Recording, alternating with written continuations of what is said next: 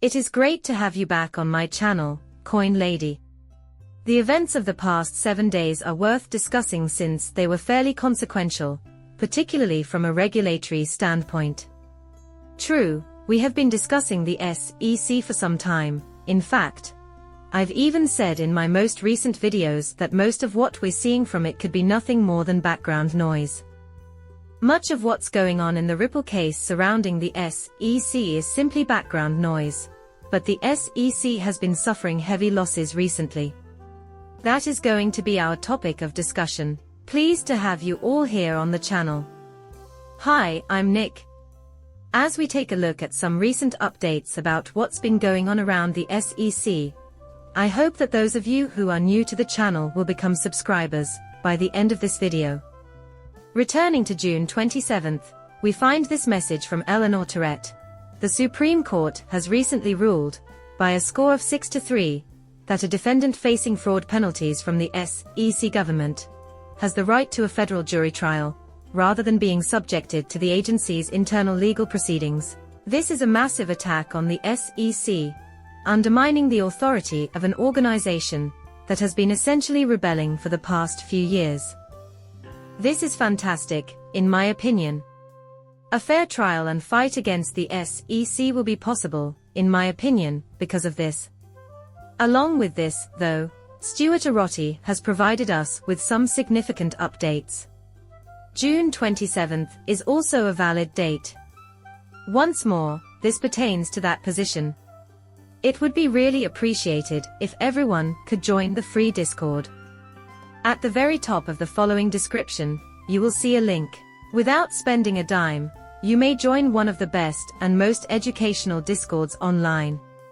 You'll find a wealth of free crypto jewels, market ideas, guidelines, trends, and charts on the free side. As an added bonus, we will be dropping additional cheat sheets into this Discord shortly, and we have received numerous rave reviews from users who have been using it. Then why sit around? Get on the free Discord server by clicking the link in the description. The SEC has been criticized by yet another court for its actions in withdrawing its support for proxy advice firms, this time for failing to follow the Administrative Procedure Act. This unlawful action was personally directed by Gensler, according to the court's explanation in National Association of Manufacturers versus the SEC. Okay, listen, while we're discussing the SEC's current situation, it appears that the power that the SEC has been holding is suddenly being taken away. I find this quite exciting because, this entire business has been fighting back against the SEC for a very long time, using specific names like Ripple, to mention one example. The victory for transparency about the secondary market selling of digital assets extends much beyond this, though. The SEC government's argument that Binance BNB token secondary sales are securities under the Howey test has just been rejected by District Judge Amy Berman Jackson. The government's argument at the hearing about the nature of the technology, the interdependence of the platform, and the performance of every token is not sufficient to bring secondary sales of BNB under the investment contract rubric, according to Torres, who cites Ripple's the judge's opinion that the economic reality of the token's transactions mattered when applying Howey. In addition, the government's unique theory has been advanced since the filing of this lawsuit, and the agreement is somewhat at odds with it. The coins are not being referred to as securities. Investment contracts are what we are discussing. Here we go again.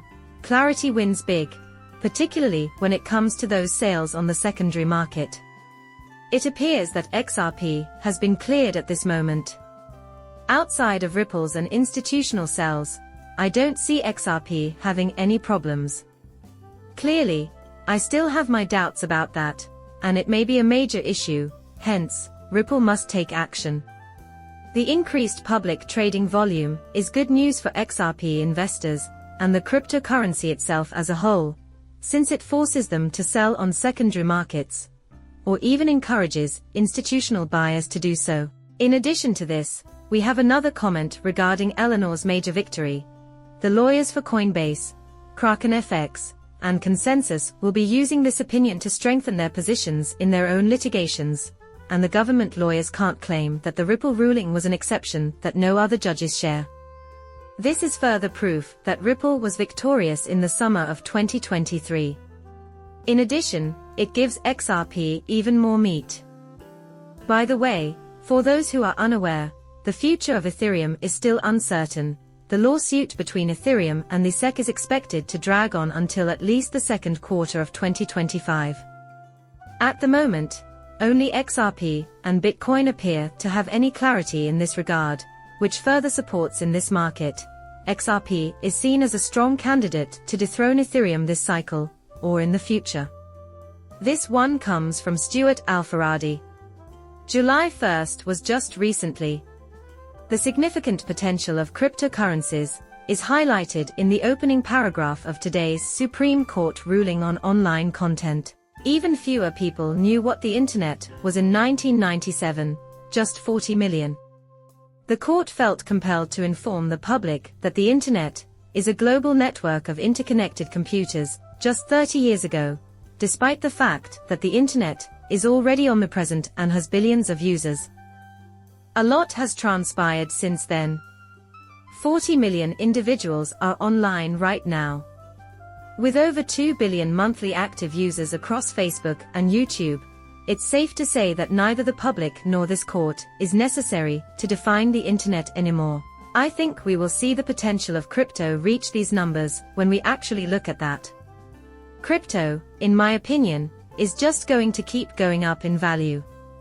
While practicality may not be important to the majority, we are investing in XRP and similar technologies because we believe that the next generation of the internet will be more larger and faster than the one we are seeing now.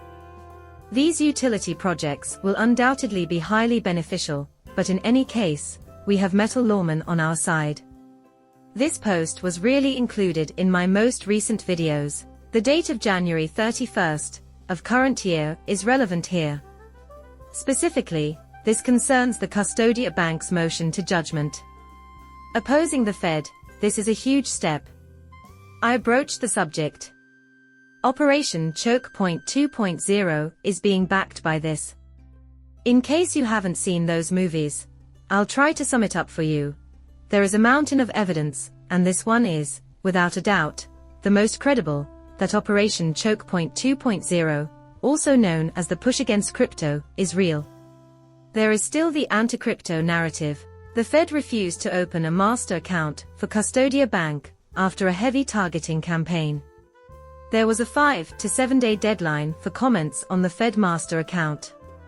That is the usual time frame for approving or rejecting a master account. After waiting for nearly 20 months for a response from Custodia, they were left with little choice but to sue the Fed, which they persisted in doing. Now, a major development on this was just recently communicated to us. A judge sided with the Federal Reserve in their case against Custodia Bank in April of this year, which is a disappointing development for American financial freedom and innovation. There is no avoiding the truth.